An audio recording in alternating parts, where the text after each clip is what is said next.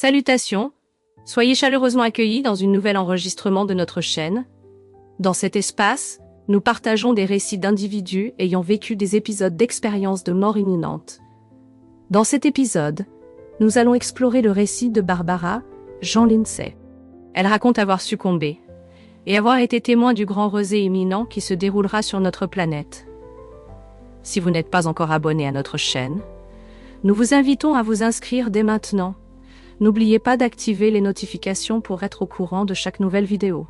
Sans plus tarder, écoutons le récit de Barbara. Salutations, je m'appelle Barbara Jean Lindsay et en 1989. Il y a plus de 30 ans, je me trouvais dans la situation de mère célibataire de 3 enfants, gérant ma propre entreprise. J'étais propriétaire d'une galerie d'art et d'une entreprise de design et je menais une vie pleine et gratifiante, sans beaucoup de plaintes. Cependant, un jour, en me réveillant, je me suis retrouvée entourée d'un brouillard blanc mystérieux et dense. Je me suis demandé ce que cela signifiait, et j'ai pensé que cela se dissiperait si je me rendormais. Cependant, en me recouchant et en me réveillant, le brouillard était toujours là. C'est alors que j'ai décidé de chercher de l'aide. Cette même nuit, je me suis rendue dans un centre de guérison pour femmes situé dans une église. À mon arrivée, une femme s'est approchée et m'a tendu un inhalateur. Elle a mentionné que pendant une méditation, il lui avait été instruit que quelqu'un aurait besoin de cela. Et elle croyait que j'étais cette personne. Elle avait raison. J'ai accepté l'inhalateur et suis entrée, mais dès que je suis entrée, j'ai commencé à ressentir une douleur aiguë et intense dans la poitrine. Comme si j'étais transpercée par des milliers de lames. La douleur était insupportable et je ne pouvais pas la supporter. En fait, il s'est avéré que je suis sortie de mon propre corps. À l'église, des médiums se tenaient en ligne, ils ont l'énergie de l'environnement. Cette nuit-là, ils m'ont vu assis sur une chaise, enveloppée dans une aura de couleur verte. Ce qui s'est passé ensuite a été stupéfiant. À travers moi, une entité masculine avec une voix imposante et forte a commencé à s'exprimer, annonçant qu'il était venu pour m'exterminer. Quand il a dit cela, j'ai senti mes poumons se rompre. Cependant, un second être est apparu, quelque chose qui anticipait beaucoup les récits de Marvel. Cela s'est passé en 1989, lorsque Thor est apparu avec son éclair et a détruit l'entité égyptienne qui m'attaquait. À ce moment-là, j'ai été emmenée d'urgence à l'hôpital, car mon état était critique, et je perdais de l'oxygène dans la 3e dimension. Quand je me suis détachée de mon corps, je ne me souviens pas des sensations physiques. Tout ce que je sais, c'est que je me suis retrouvée dans un lieu d'une beauté incroyable, rempli d'eau chaude et ondulante, qui exsudait l'amour d'une manière que je n'avais jamais ressentie auparavant. En tant que mère célibataire, j'avais déjà expérimenté l'amour maternel et paternel, mais cela était quelque chose de transcendantal. Bien au-delà de toute expérience antérieure, c'était un océan d'amour liquide, comme une eau sombre, qui contenait une intensité d'amour sans égale. À ce moment-là, je suis devenue une avec cet amour, et à l'intérieur de lui, j'ai réalisé que c'était une intelligence vivante, une créativité sans pareille. J'ai été tellement emportée par cette expérience que j'ai voulu rester immergée dans cet amour pour toujours. À cet instant, je me suis fusionnée avec la totalité de l'existence, tout en réalisant que je n'avais plus de corps physique. La sensation était indescriptible. Comment cela était-il possible? Peu après, je me suis retrouvée transportée dans un vaisseau spatial, où j'étais assise au centre. La chaise me rappelait un peu une chaise de dentiste avec un dossier inclinable et un repose-pied.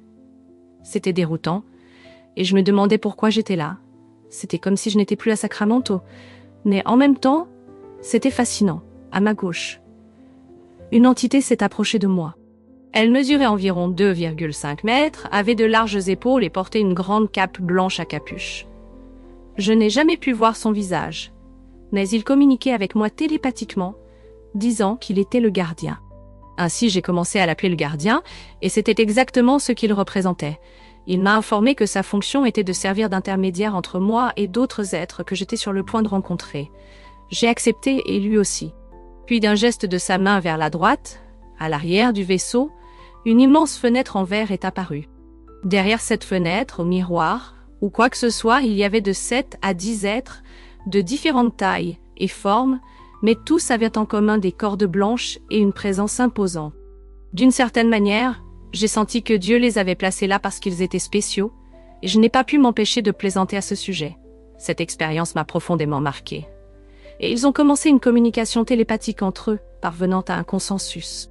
Peu après, ils ont transmis à mon interlocuteur le message de ce qu'ils voulaient me montrer et me demander. L'instant d'après, ils ont commencé à m'instruire à travers. Une expérience remarquable s'est déroulée devant moi. Une projection holographique de notre planète a émergé, se déplaçant avec une grâce imposante. Sa beauté étonnante a capturé mon regard, alors qu'elle s'approchait, et j'ai pu sentir une harmonie entre le battement de mon cœur et le sien. Plus tard, j'ai eu le privilège de rencontrer un chef autochtone de la Première Nation, dont le rythme du tambour résonnait de manière évocatrice des rythmes ancestraux de ces peuples. C'est alors que j'ai compris la nature féminine de la Terre, et l'urgence de la préserver est devenue évidente. Il était clair que nous négligeons notre planète, un trésor dans notre galaxie, et que ce qui lui arrive se répercute sur chacun de nous. J'ai réalisé notre obligation d'évoluer et d'assumer le rôle de protecteur conscient, non seulement de nous-mêmes, mais aussi de notre foyer terrestre. Cette épiphanie m'a profondément touchée, révélant que, même en tant que jardinière biologique, je n'avais pas encore saisi la véritable magnificence et signification de la Terre. Elle est un joyau céleste auquel nous sommes intrinsèquement liés. J'ai été envahie par un remords intense et des larmes ont jailli de mes yeux. Après ce moment, j'ai quitté le vaisseau et je me suis retrouvée flottant au-dessus d'immenses forêts vertes et vibrantes. Perdu dans le temps, ce voyage m'a semblé un baume pour le cœur, qui à cette époque faisait face aux douleurs d'un divorce, sans trace de présence humaine, juste la nature dans sa plénitude. Pendant ce temps, j'ai ressenti un processus de guérison et de reconnexion profonde. Mon gardien, dont je n'ai jamais vu le visage, m'observait toujours avec attente, signalant qu'il était temps d'avancer vers la prochaine étape. Puis, j'ai gravi un escalier imposant, baigné par la lumière de l'albâtre. Au sommet, j'ai trouvé un temple flottant dans le cosmos, entouré d'étoiles. Le temple, avec ses colonnes grecques formant un cercle, m'a accueilli et là, à l'intérieur, j'ai rencontré les mêmes êtres altiers, vêtus de vêtements somptueux, mesurant 8 pieds de haut et aux larges épaules. Leurs visages étaient voilés, mais je pouvais sentir l'énergie qui émanait de leurs mains. En tendant ma main, je suis entré dans un champ de synergie avec eux. Au centre des colonnes, un autre hologramme de la Terre s'est matérialisé. Ils m'ont communiqué, par télépathie, qu'ils étaient les veilleurs chargés de sauvegarder la planète. Ils ont juré qu'ils ne laisseraient jamais aucun mal lui arriver. Cette connaissance a été si impactante qu'elle reste avec moi jusqu'à aujourd'hui. Ils m'ont assuré que je pourrais revenir chaque fois que je le souhaitais. Mais, à contre-cœur, je me suis séparée de cette expérience. J'ai été conduite à une célébration dans un vaisseau spatial, orné d'un style victorien particulier, avec un sol en damier noir et blanc, et du jazz en arrière-plan. Des centaines d'individus, vêtus des costumes les plus divers, circulaient dans l'environnement. Mon gardien a suggéré que je devrais rencontrer certaines personnes là-bas. Pendant tout ce temps, je n'ai pas pu voir mon propre corps, mais il pouvait me voir. Parmi les conversations, certaines figures se sont démarquées. Le premier était un serveur ressemblant à Div, servant des boissons dans de petits tubes de verre colorés, bien que je ne me souvienne pas en avoir bu. Ensuite, une figure particulière est apparue, ressemblant à un ours en peluche avec des traits d'Ewok, portant un monocle et dégageant l'aura d'un professeur ou d'un universitaire. Et ainsi, le voyage a continué. Il n'avait jamais seulement étudié les humains, mais était extrêmement désireux de rencontrer un, car il n'avait jamais eu cette expérience. Alors nous nous sommes salués, il a serré ma main, et à partir de là, j'ai marché vers la fin du couloir. Au bout d'un couloir vertical, je suis tombée sur un éléphant rose vêtu d'un élégant smoking. Nous avons échangé des regards, et c'est à ce moment-là que généralement, les gens demandent « Qu'est-ce que vous consommez ?» ou quelque chose comme ça. Cependant, ce n'était pas le cas. J'étais complètement immergée dans ce moment, et j'ai ressenti le désir de rester. On m'a informé que ces entités étaient des dignitaires, représentants de leurs planètes respectives. Ils collaboraient en diplomatie pour maintenir la paix interplanétaire. Je me suis sentie extrêmement touchée et honorée d'être là. Puis, le gardien est intervenu et a dit qu'il était temps de continuer. J'ai commencé à descendre en spirale. Et mon expérience suivante a été avec un groupe de femmes vêtues de vêtements colorés et élégants, dans des tons d'orange, de turquoise, de bleu turquoise, et de soie, ornées de bijoux éblouissants et aux cheveux longs et lâches. Elles m'ont parlé avec une voix douce, presque comme des sirènes, et m'ont dit que je devais trouver mon propre ton pour avancer. Au début, j'ai hésité, mais ensuite j'ai commencé à pratiquer et, à ma grande surprise, elles ont ri de mon effort. Finalement, j'ai découvert que mon ton était profond et rauque, tandis que le leur était comme une belle opéra. À ce moment-là, le gardien m'a averti qu'il était temps de revenir, mais j'ai hésité. Il a insisté, me rappelant que j'avais 3 enfants et... soudain, j'ai pris conscience qu'il était temps de revenir.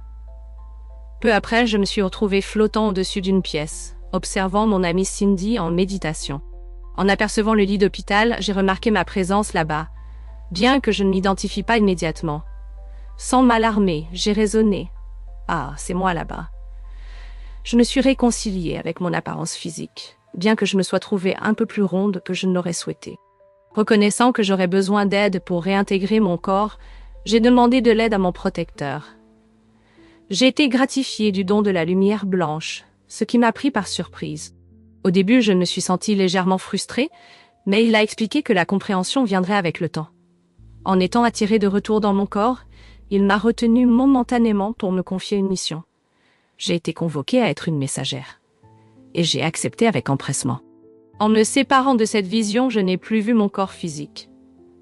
Pendant le retour, je me suis pensée comme une messagère des arts, de l'amour. J'ai inondé chaque particule de mon être avec la lumière blanche et je me suis réveillée d'un coma qui s'est étendu sur 2 jours et demi, presque atteignant 3 jours. J'ai retiré les tubes qui étaient en moi et j'ai proclamé mon appétit vorace pour les nachos. Dee, stupéfaite, s'est levée en me voyant reprendre conscience, car tout le monde craignait le pire. J'ai commencé à parler comme si j'avais fait une brève sieste, au lieu d'avoir été dans le coma. J'ai appris qu'en faisant le passage au-delà de ce plan, nous ne sommes jamais seuls. Nous sommes accueillis et célébrés. Cela m'a conduit à une nouvelle perception. Mes capacités psychiques étaient maintenant pleinement actives. Je pouvais voir l'avenir et j'étais prête à partager des visions de l'année à venir avec ceux qui étaient intéressés. On m'a prévenu que de grands changements s'approchaient, y compris un conflit armé. Mais cela m'a donné de l'espoir, comme s'il y avait une fatigue générale de la guerre et un désir de changement. J'entends les voix des gens, et je les guide pour défaire le conflit. Bien que les détails de ce chemin me soient inconnus, il semble que les gens se rassemblent devant moi dans les rues et, soudain, le silence se brise. C'est à ce moment-là qu'un épisode traumatisant se déroule avec la perte de vie innocente. À ces moments-là, les gens déclarent que ça suffit, qu'il est nécessaire de trouver une nouvelle façon de résoudre les différences au-delà des conflits armés. Je les vois collaborer avec les gouvernements à la recherche de réformes systémiques. L'ancien système cède la place à un nouveau, plus structuré, avec des idéaux qui privilégient la paix plutôt que la guerre. Les nations adoptent différentes formes de communication en l'absence de conflit. Et c'est là que réside le défi. Comment pouvons-nous atteindre cette réalité ? Bien que ce soit un territoire inexploré, c'est le moment propice pour cela. Nous sommes sur le point d'entrer dans la 5e dimension, qui résonne avec une fréquence beaucoup plus élevée.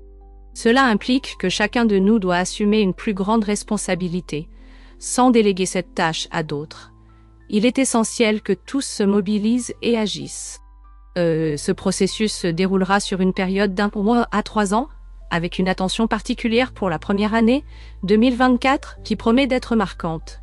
Je suis immensément reconnaissante que vous ayez écouté mon récit aujourd'hui. Et alors, quelle est votre impression sur ce récit extraordinaire ? Partagez vos opinions dans les commentaires. N'oubliez pas de vous abonner à la chaîne. Diffusons l'espoir qu'il y a.